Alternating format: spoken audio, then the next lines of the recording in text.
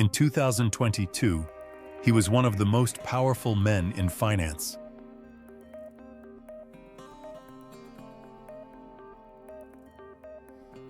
He donated millions to charity. He testified before Congress. He was called the next Warren Buffett. 6 months later, he was in handcuffs. $8 billion in customer funds had vanished, and the empire he built had collapsed in 72 hours.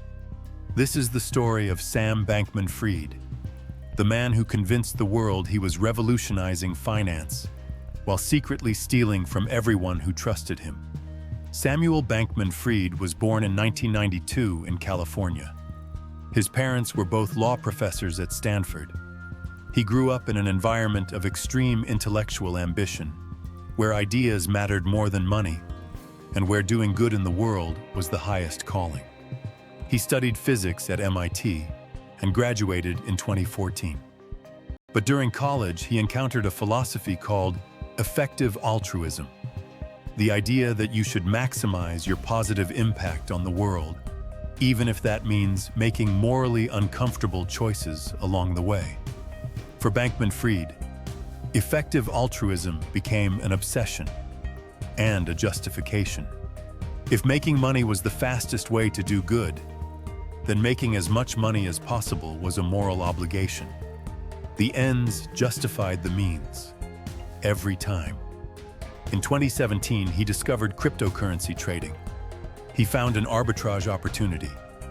Bitcoin was trading at different prices in different countries, particularly in Japan and the United States. He began exploiting that gap, making millions in profit almost overnight.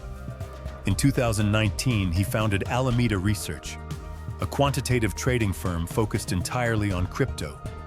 And in 2019, alongside a small team, he founded FTX, a cryptocurrency exchange that would become his real vehicle for power. FTX grew at a speed that shocked even the crypto world. Within 3 years, it was processing billions of dollars in trades daily. Its valuation reached $32 billion. SBF, as he was universally known, was worth an estimated $26 billion on paper. He cultivated an image that was deliberately anti-billionaire. He wore cargo shorts and wrinkled t-shirts to meetings with Wall Street executives. He slept on a beanbag in the FTX office. He drove a Toyota Corolla. He talked constantly about giving all his money away. The image worked perfectly. Politicians from both parties lined up to take his donations. He became one of the largest political donors in the United States, giving over $100 million during the 2022 election cycle. He appeared on panels with Bill Clinton and Tony Blair. He was celebrated as the good guy of crypto. But behind the image of altruism and simplicity, something very different was happening. FTX and Alameda Research, supposedly two separate companies, were deeply and illegally intertwined. FTX had created its own cryptocurrency token called FTT.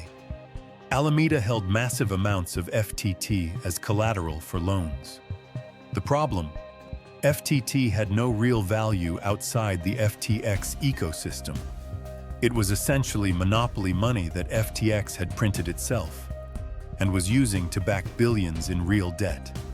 Worse, and this was the crime that would bring everything down, FTX was secretly sending customer deposits directly to Alameda. Real money that customers had deposited to trade on FTX was being used by Alameda to make risky bets, buy real estate, and fund political donations.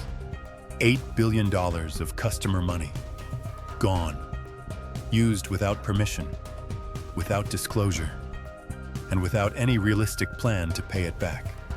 The collapse began on November 2, 2022, when CoinDesk, a crypto news outlet, published a leaked balance sheet of Alameda Research. The document revealed that Alameda's assets were almost entirely in FTT tokens, the currency FTX had invented. Changpeng Zhao, CEO of Binance, FTX's biggest competitor, saw the report and made a public announcement. Binance would sell all of its FTT holdings. Immediately, the announcement triggered a bank run. In 48 hours, customers tried to withdraw $6 billion from FTX. The exchange froze withdrawals. The FTT token crashed by 80%. And FTX, the second largest crypto exchange in the world, was suddenly insolvent. Bankman-Fried scrambled desperately for a rescue. He called every major investor he knew. Binance briefly considered a bailout, and then walked away after reviewing FTX's books. What they found was described by sources as a black hole. On November 11, 2022, just 9 days after the CoinDesk article, FTX filed for bankruptcy. In the same announcement, Bankman-Fried resigned as CEO. The company had gone from a $32 billion valuation to zero in less than 2 weeks. The new CEO brought in to manage the bankruptcy was John Ray, the same man who had managed the Enron bankruptcy 2 decades earlier. After reviewing FTX's records, Ray said something that stopped the financial world cold. He said, "Never in my career have I seen such a complete failure of corporate controls and such a complete absence of trustworthy financial information as occurred here." The man who had seen Enron up close was saying FTX was worse. Meanwhile, Bankman-Fried was still in the Bahamas, where FTX had been headquartered, in part to avoid US regulation. He gave a series of chaotic interviews, tweeting constantly, appearing to not fully understand the gravity of what had happened. On December 12, 2022, Bahamian authorities arrested Sam Bankman-Fried at the request of the United States government. He was extradited to the US and charged with 7 counts of fraud and conspiracy. His closest associates began cooperating with prosecutors almost immediately.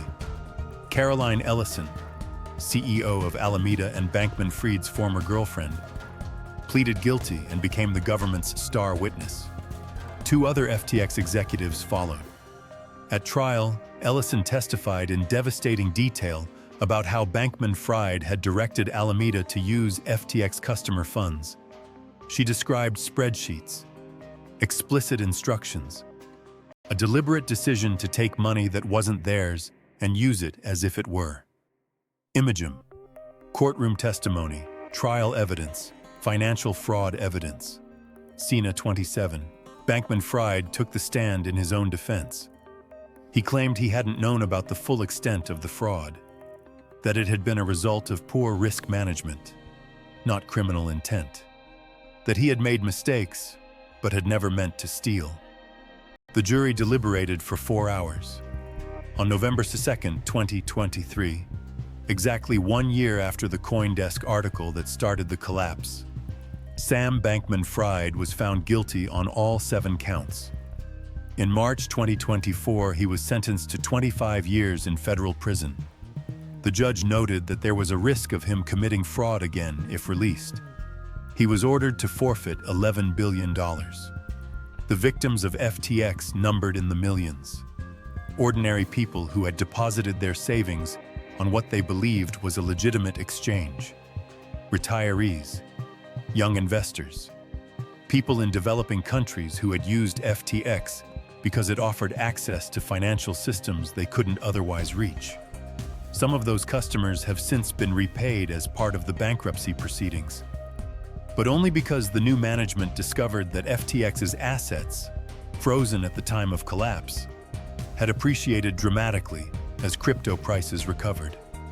It was a lucky accident, not a design. What made FTX different from the frauds that came before it was the speed. Enron took years to unravel. Madoff ran for decades. FTX went from untouchable empire to complete collapse in 72 hours. In the age of social media and instant information, a financial lie can be exposed and destroyed faster than ever before.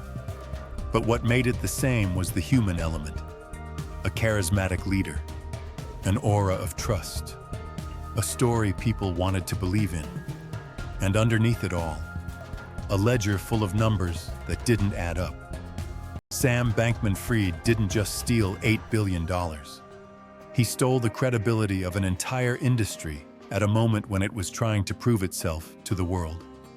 And he used the language of doing good, of saving the world, to make people lower their guard. The ledger of FTX was always a fiction. $32 billion of value, built on customer money that was never supposed to be touched. And a philosophy that convinced one man that stealing was the same as saving. Subscribe to Shadow Ledger. Every week we open a new ledger, and the numbers never lie.